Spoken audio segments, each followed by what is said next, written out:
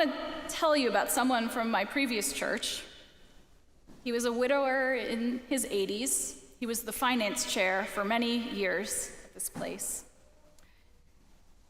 He'd grown up as a farmer in the Midwest. Actually, he grew up as a farmer in Iowa before he got a job that brought him here to New Jersey.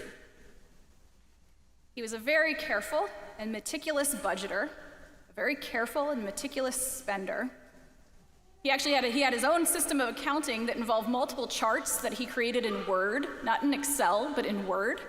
And then he'd have these complex calculations underneath them that he would have to walk you through step by step to understand what the charts were saying.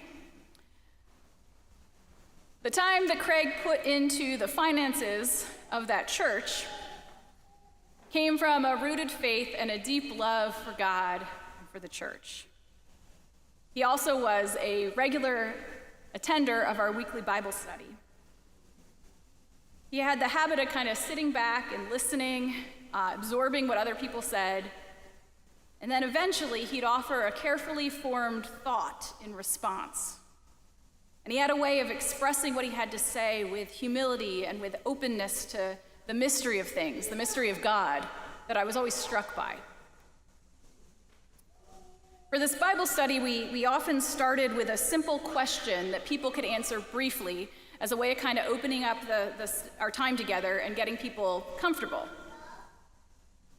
One week, the question we started with was, what makes you feel most alive?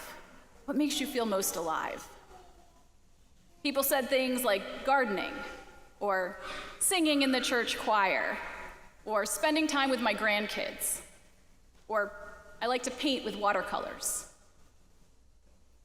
When we got around the table to Craig, when it was his turn, he got a little smile on his face, sort of sheepish, probably aware that what he was about to say was both a little silly and also very true.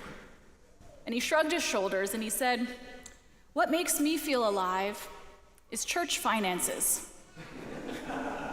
And he meant it. I'd guess your answer's different. So is mine. But I hope we each have our answer to that question. What makes us come alive? What really matters to us? Jesus wants that aliveness for us. In John 10, Jesus says, "I come that they might have life and have it abundantly."